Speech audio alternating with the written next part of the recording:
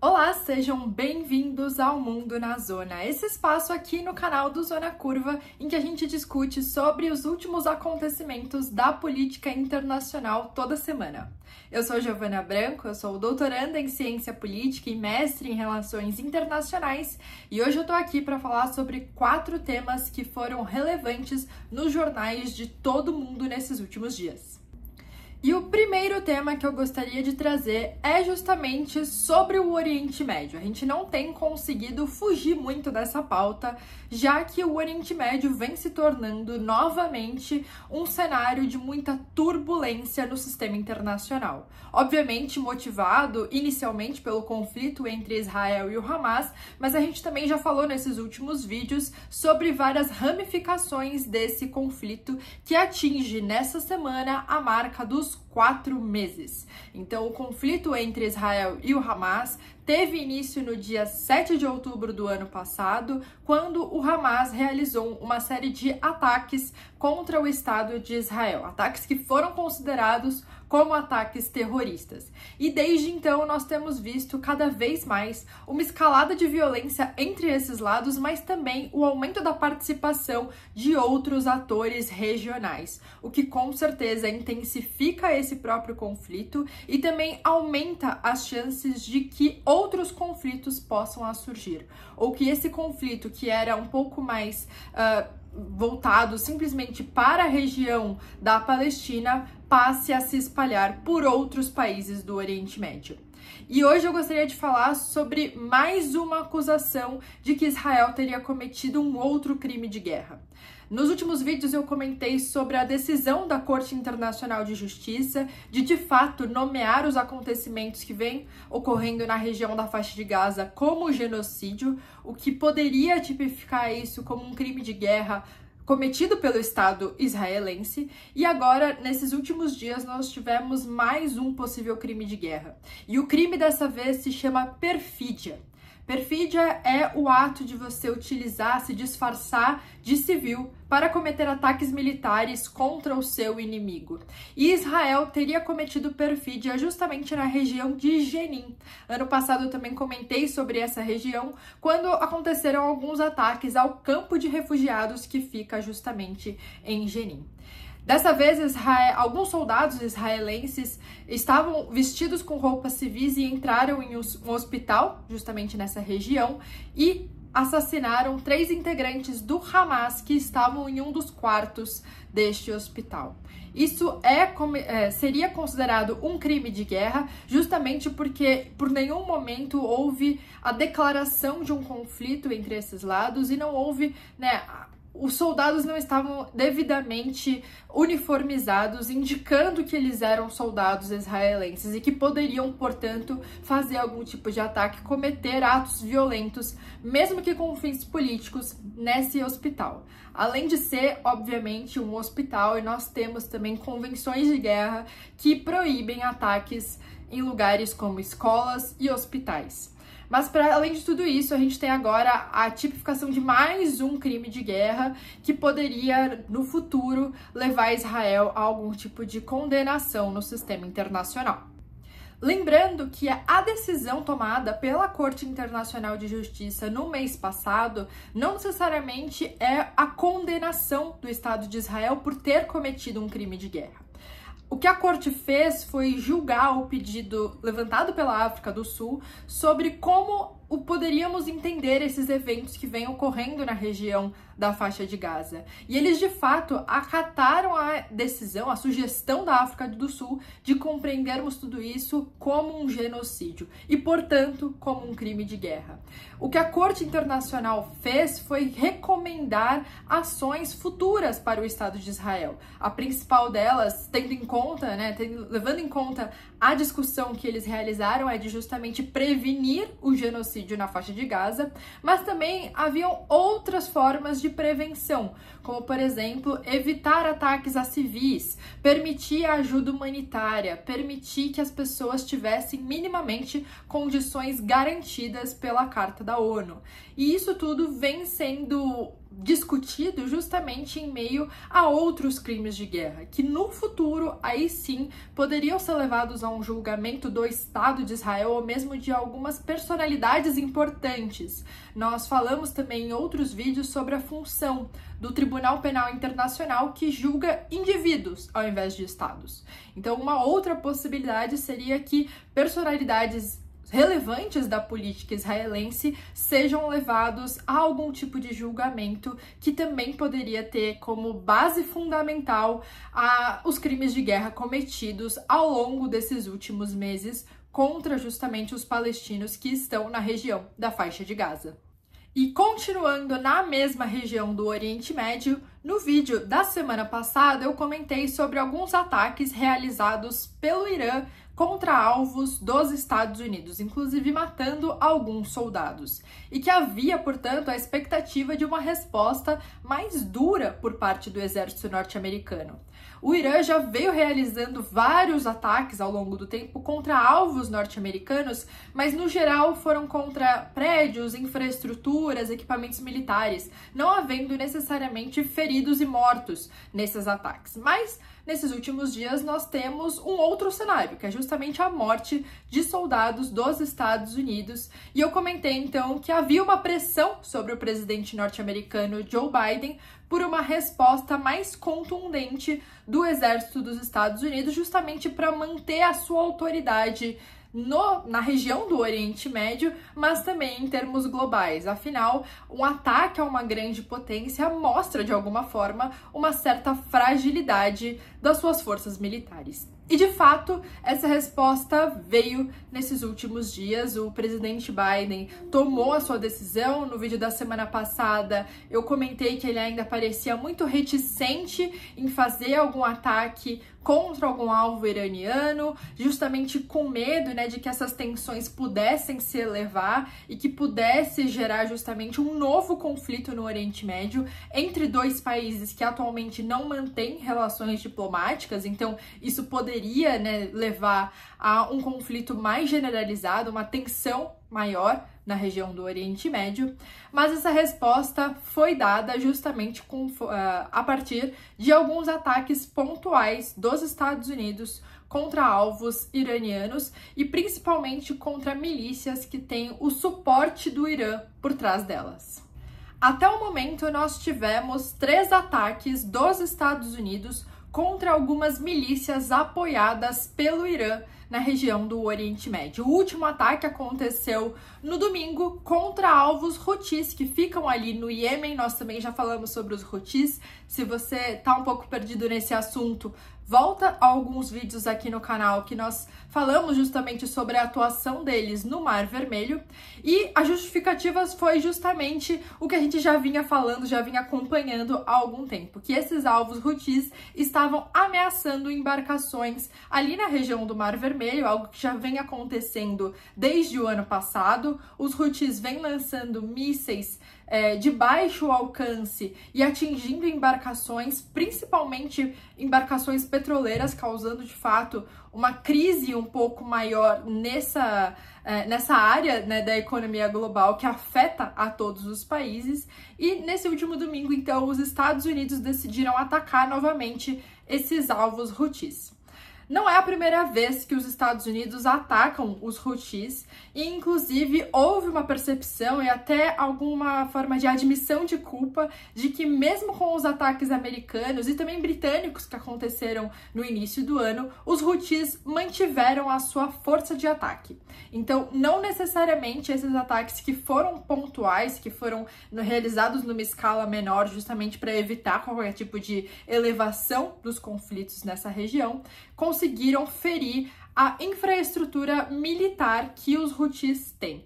Então, mesmo com todos esses ataques, esse grupo que fica principalmente no Iêmen ainda tem capacidade militar de atingir essas embarcações que estão ali cruzando o Mar Vermelho.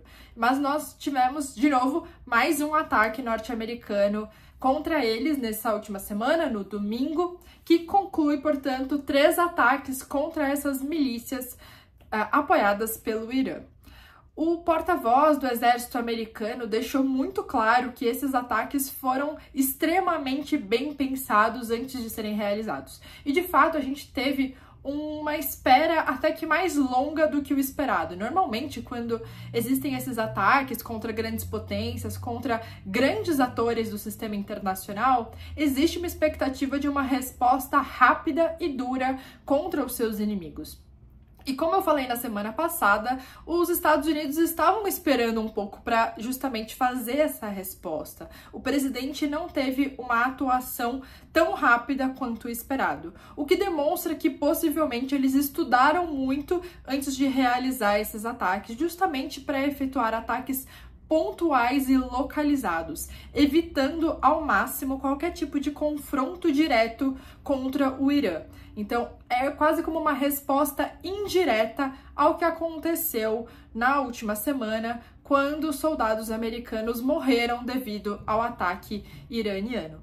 Ainda assim, mesmo com toda essa preocupação de que não exista uma elevação do conflito, de que não exista um confronto direto entre Estados Unidos e Irã, e mesmo que essas tensões não cheguem num outro patamar ainda mais grave, existe ainda também a possibilidade de que, de fato, isso se torne um conflito entre Estados Unidos e Irã na região do Oriente Médio. Há muito pouco interesse dos Estados Unidos que isso aconteça. Me parece que é muito mais uma resposta, tendo em vista o status norte-americano no sistema global, enquanto uma potência mundial, enquanto quase que a grande liderança global, embora isso esteja sendo ameaçado já há muito tempo, e nós já falamos sobre isso em cenários diferentes de competição com a China, ou mesmo competição com a Rússia e com a Índia, mas ainda assim há uma preocupação dos Estados Unidos em manter essa imagem de liderança. Então esses ataques, na verdade, eles são esse tipo de resposta, e não a busca ativa por uma intervenção dos Estados Unidos na região do Oriente Médio, e muito menos por uma nova guerra agora contra o Irã. Uma outra evidência que nós temos de que os Estados Unidos não estão buscando ativamente por uma intervenção maior nessa região, ou mesmo por um conflito com, players importantes na região do Oriente Médio, é a nova viagem do Antony Blinken, que é secretário de Estado, ao Oriente Médio, justamente para tentar evitar qualquer tipo de difusão de conflitos. Essa é a 5ª viagem que o Antony Blinken faz ao Oriente Médio desde os ataques do Hamas contra o Estado de Israel no dia 7 de outubro do ano passado, mostrando que há um engajamento muito grande da diplomacia norte-americana em estar presente nessas negociações, em buscar outras saídas e buscar novos caminhos, e não necessariamente por vias militares. E o principal objetivo, pelo menos declarado, dessa viagem do Antony Blinken é justamente conseguir um acordo que liberte os mais de 100 reféns que continuam presos na região da faixa de Gaza desde o dia 7 de outubro, além de possibilitar a entrada de ajuda humanitária na região de Gaza. Mas é indiscutível que, embora o objetivo dele seja justamente relacionado ao conflito entre o Hamas e o Estado de Israel, o timing é com certeza algo importante também. Então, os ataques que aconteceram agora indiretamente entre Estados Unidos e Irã também vão levar uma atenção bem grande do Antony Blinken, que está agora no Oriente Médio justamente tentando apaziguar um pouco a situação. Eu não me surpreenderia se houvesse algum tipo de negociação, mesmo que muito por cima, muito indireta, entre representantes norte-americanos e representantes iranianos, ou mesmo com seus aliados, justamente tentando fazer algum tipo de apaziguamento dessas relações na região do Oriente Médio e tentar colocar um pouco de panos quentes justamente para evitar um conflito maior e generalizado entre esses lados. Agora a gente vai falar sobre o outro assunto que provavelmente é o mais comentado aqui no Mundo na Zona desde a criação do programa, que é justamente sobre a Ucrânia. O conflito entre a Rússia e a Ucrânia vai alcançar no dia 24 de fevereiro desse ano, então daqui a alguns dias, o seu marco de 2 anos. Um conflito que inicialmente parecia que seria muito rápido, chega agora nesse marco surpreendente de tempo.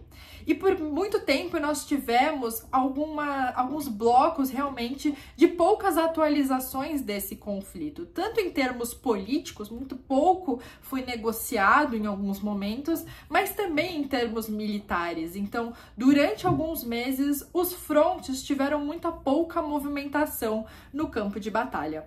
Mas agora, chegando justamente no segundo ano completo de conflito entre Rússia e Ucrânia, nós temos novos acontecimentos justamente permeando esse conflito. E o primeiro deles que eu gostaria de falar aqui hoje é sobre a aprovação de um pacote de ajuda financeira realizado pela União Europeia.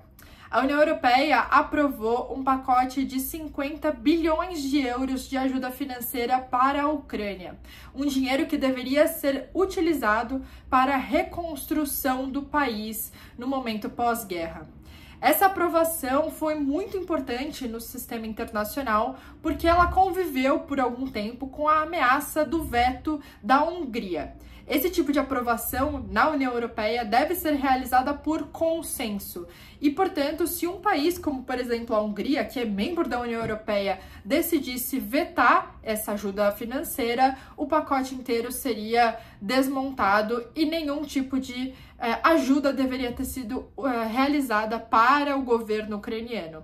No ano passado, o Viktor Orbán levantou uma série de objeções a essa ajuda financeira à Ucrânia e, inclusive, ameaçou vetar esse pacote numa eventual votação que ocorreria entre os membros da União Europeia. Atualmente, o Viktor Orbán é um dos principais aliados da Rússia dentro da União Europeia, é hoje o líder europeu mais próximo do Putin, com certeza. A Hungria vem passando por um processo de cada vez mais enfraquecimento do seu sistema democrático e o fortalecimento do populismo liderado justamente pelo Viktor Orbán. Então há também uma certa rivalidade política dentro do bloco da União Europeia em relação à Hungria, um desconforto muito grande sobre os caminhos políticos tomados pelos húngaros nos últimos meses, e agora mais esse conflito em torno, da discussão sobre a Ucrânia, que mostra justamente o quanto que a Hungria fica um pouco entre esses dois lados, Embora ela seja de fato membro da União Europeia, o seu sistema político, todo o seu regime é muito mais próximo do regime russo do que de fato dos outros regimes dos países europeus. Mas apesar das ameaças, a Hungria foi convencida e aprovou também, junto com os outros membros da União Europeia, esse pacote de ajuda financeira à Ucrânia. Lembrando que esse pacote não tem o objetivo de auxiliar a Ucrânia a combater a Rússia. Esse dinheiro, 50 bilhões de euros, devem ser utilizados para a reconstrução do país, para que ele possa futuramente aderir ao bloco da União Europeia. Para que todos os países possam aderir ao sistema europeu, são necessárias um conjunto de exigências aos países, inclusive exigências econômicas e políticas. Então, um país destruído pela guerra não teria as condições necessárias para acessar o bloco europeu. Então, esse dinheiro é justamente pensando nesse futuro, Se a Ucrânia de fato se torna uma possível candidata à entrada na União Europeia, é necessário que, depois do conflito, exista uma grande reconstrução da sua infraestrutura para que a sua economia, de fato, possa prosperar nos níveis esperados pela União Europeia. Existe um outro plano de ajuda justamente envolvendo a questão militar. Então, a União Europeia hoje aprova justamente esse pacote de ajuda financeira voltado para a reconstrução da Ucrânia e pensa futuramente em uma outra ajuda voltada à compra de armamentos e justamente ao combate militar da Ucrânia contra os russos. Lembrando que a União Europeia já fez uma série de ajudas militares à Ucrânia, Tanto a União Europeia como principalmente a OTAN, aqui como instituições separadas, a OTAN foi muito responsável pelo envio de armamentos aos ucranianos ao longo desses últimos 2 anos. Vários dos países se comprometeram, inclusive mandaram grande parte do seu orçamento militar para a Ucrânia, e ainda assim, como a gente já comentou em vídeos passados, nós não observamos na prática uma retaliação tão forte quanto se era esperado. Então, nós temos agora instâncias diferentes de ajuda em relação ao governo ucraniano e as dificuldades que a Ucrânia vai passar daqui para frente, quando esse conflito de fato for encerrado. E essa decisão da União Europeia, de alguma forma, manda também uma mensagem aos contribuintes dos Estados Unidos, que estão, de fato, muito cansados com esse cenário de guerra, muito cansados com essa ajuda constante que a Ucrânia vem demandando desde o início do conflito em fevereiro de 2022. Lembrando que no ano passado os Estados Unidos não aprovaram a renovação da ajuda à Ucrânia. Então, agora, essa ajuda aprovada pela União Europeia pode ser a motivação de novas discussões no Congresso norte-americano, justamente para retomar esse apoio, tanto militar quanto financeiro, aos ucranianos. De alguma forma, mostra que os europeus, inclusive por estarem muito mais próximos do conflito, estarem muito observando aquilo de fato no seu continente, mantém ainda alguma preocupação um pouco mais profunda com o futuro da Ucrânia. Já os Estados Unidos, que estão separados, inclusive em termos geográficos, acabam se preocupando menos com o que vai acontecer com a Ucrânia pós-guerra. É interessante, portanto, que nesse cenário em que a gente vai chegando aos 2 anos do conflito e que existe esse cansaço generalizado em relação aos acontecimentos na região entre Rússia e Ucrânia, a gente comece agora, no sistema internacional como um todo, a vislumbrar o que vai acontecer depois da guerra. Por muito tempo, a negociação para esse fim parecia até mesmo impossível, né? A gente pensava muito sobre o desenvolvimento do conflito em si. E agora nós temos visto, pelo menos alguns países, dando sinais de que talvez fosse interessante começar a pensar depois do conflito, no pós-guerra, e o que vai acontecer tanto com a Ucrânia, que está ali um país devastado no meio do continente europeu, e também como que vamos lidar com os russos justamente nesse pós-conflito. Ainda assim, a Ucrânia vem enfrentando novas dificuldades no campo de batalha. Os ataques vêm acontecendo principalmente em ondas, então há momentos de maior intensidade, momentos de menor intensidade, mas o que nós temos observado é que a Ucrânia, de uma forma geral, vem tendo dificuldades em relação ao número de homens, soldados, e também o número de armamentos para, de fato, conseguir retaliar as ameaças promovidas pela Rússia. O atual objetivo do exército ucraniano é de manter as suas posições no campo de batalha e impedir que a Rússia faça novos avanços territoriais, principalmente na região do leste do país. O governo de Kiev declarou que vai alocar aproximadamente 500 milhões de dólares para a construção de fortificações na fronteira com a Rússia, buscando justamente uma linha defensiva mais forte, mais sólida, justamente na região do Donbás, evitando uma proliferação maior dos ataques russos nessa região.